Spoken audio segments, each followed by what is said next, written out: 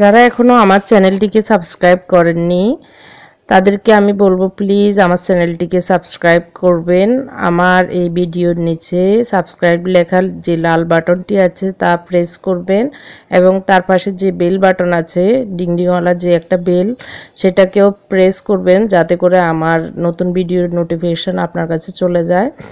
আর যদি আমার ভিডিওটি ভালো লেগে থাকে আপনার কাছে তাহলে লাইক দিতে ভুলবেন না।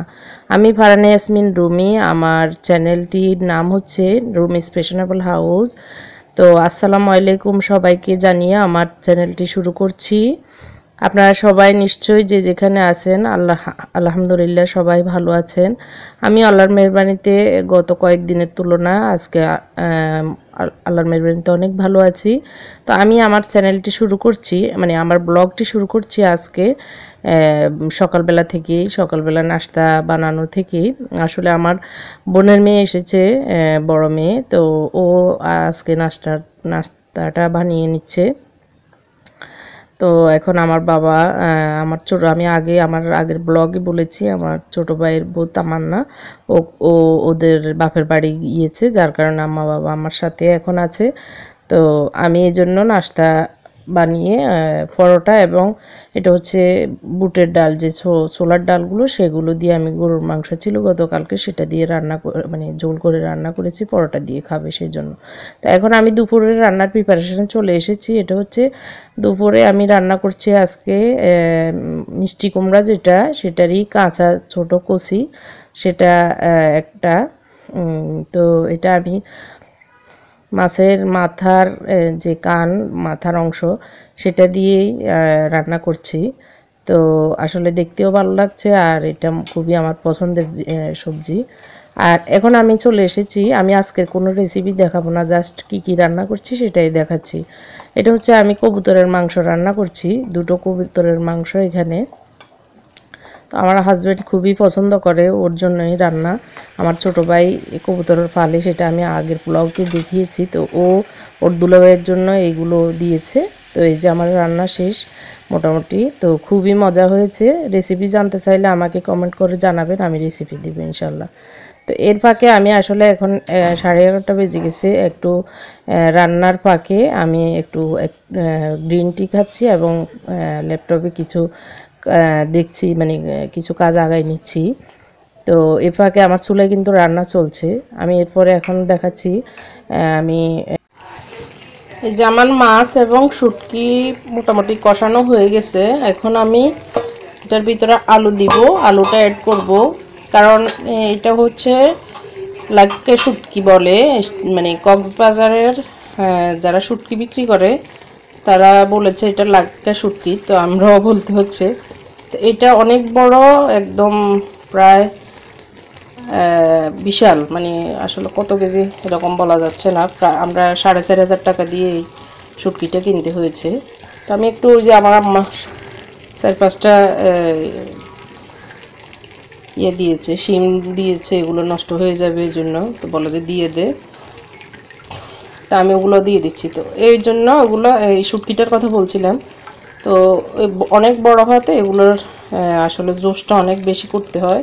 তো আমার মোটামুটি যা মানে কষানো ভালোভাবে করেছি। এখন আমি এগুলোকে আলু দিয়ে আরও পানি দিয়ে আমি আরও জোশ করব। তারপরে এগুলোর স্বাদ, মানে ভিতরে শুটকির ভিতরে যে লবণ মরিচ ঢুকা সেটা ঢুকবে, না হয় ভিতরে একটু লবণ মরিচ না ঢুকলে যেরকম হয় এরকম হয়ে যাবে। তো আমি একটু নেড়ে দিই। আসলে মাছ দেওয়াতে একটু নাড়তে হচ্ছে। আমি আমাদের মানে আম্মারা দেখতাম মাছ দিয়েই এইসব শুটকি রান্না করে, অনেকে হয়তো মাছটা দেন না শুটকির ভিতরে। মাছ আসলে আমরা ছোটো করে কুটি দিই, কিন্তু আজকে আসলে ছোটো করে কুটি দিইনি, আমি এখন একটু ছোটো করে ভেঙে দিচ্ছি।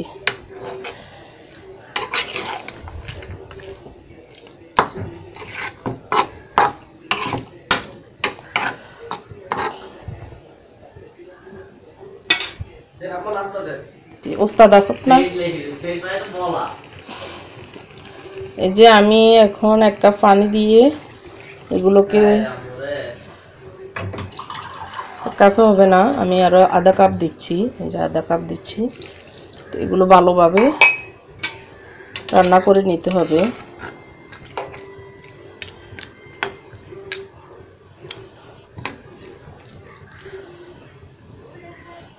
একটু হলুদও মনে হচ্ছে কম হয়েছে, হলুদ এবং মরিচ আমি আর একটু একটু অ্যাড করব। এখন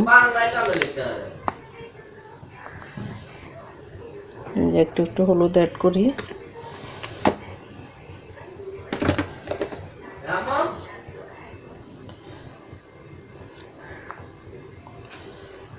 মরিচ আর একটু অ্যাড করছি। লাস্টে আমি আর একটু কাঁচামরিচ দিব।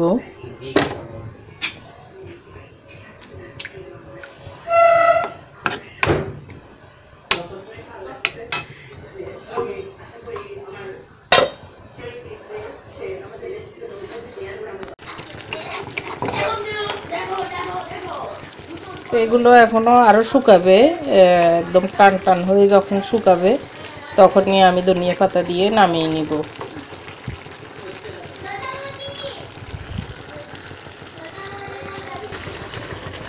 হ্যাঁ, আমি একটা ডিম ঢেলে দিচ্ছি এখন।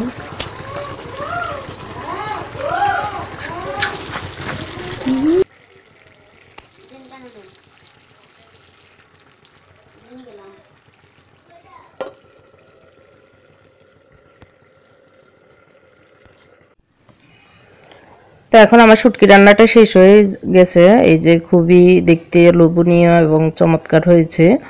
তো শুটকি রান্নাটাও আমি একদিন রেসিপি দেখিয়েছি, যদি আপনারা দেখতে চান তাও আমাকে কমেন্ট করে জানাবেন, আমি রেসিপিটা দেখাবো ইনশাল্লাহ।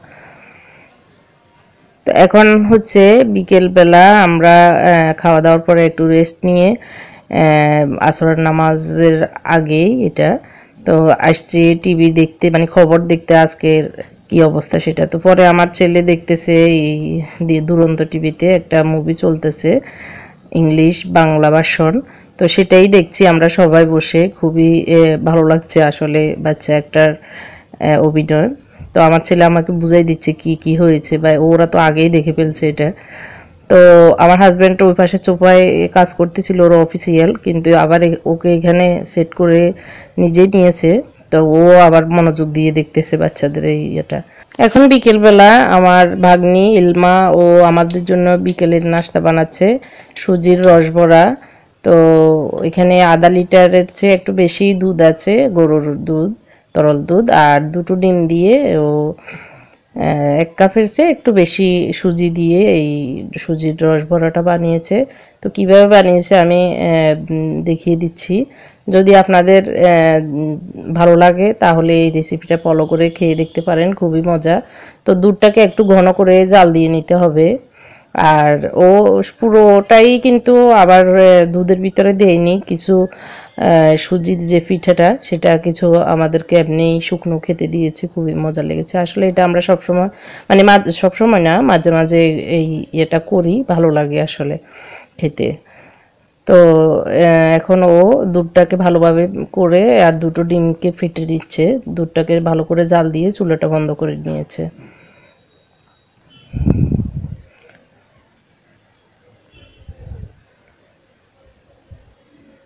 তো ডিমের ভিতর ও চিনিটা মানে 4 টেবিল চামচের মতোই ও নিয়েছে, যেহেতু চিনিতে এই দুধে চিনি দিবে, এখানে হালকা একটু দিয়েছে।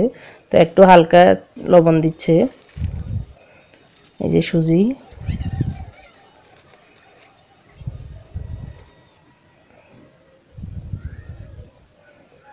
এখন অ্যাড করেছে সুজি, ভালো করে মিশিয়ে, আসলে এটা আস্তে আস্তে দিলেই ভালো, কারণ একসাথে দিয়ে দিলে এই লেয়ারটা বেশি গাঢ় হয়ে যাবে। তো অল্প অল্প করে দিয়ে পরিমাণ মতো একটু আঠালোভাবে যেন লেয়ারটা থাকে, সেইভাবেই এই লেয়ারটা যেন হয়, একটু আঠালো আঠালো হতে হবে। তোর এই লেয়ারটা হয়ে গেছে, ও এখন ঢাকনা দিয়ে 5 মিনিটের জন্য ঢাকনা দিয়ে রাখবে। তো 5 মিনিট হয়ে গেছে। এখন তেল গরম করে তেলের ভিতরে এগুলো ছোট ছোট করে ছেড়ে দিচ্ছে। এটা কিন্তু বেশি আগুন দিয়ে করা যাবে না, না হয় বেশি লাল হয়ে যাবে, একটু হালকা আগুন দিয়ে করলে ভালো।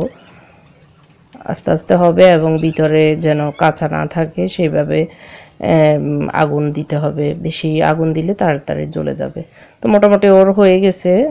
ও এখন দুধে মোটামুটি দিয়ে দিয়েছে।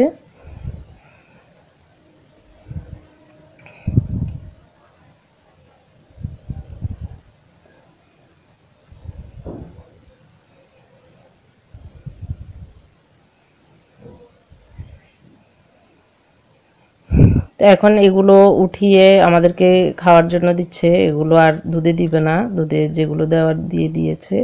বেশি দিলে দুধ বেশি টেনে ফেলবে, সেজন্য দুধে আর বেশি দিবে না, অল্প পরিমাণেই দিয়েছে। তো আমার ব্লগটি এখানে শেষ করছি। সবাইকে অসংখ্য ধন্যবাদ জানাচ্ছি। সবাই ভালো থাকবেন। আসসালামু আলাইকুম রহমতুল্লাহি ওয়া বারাকাতুহু।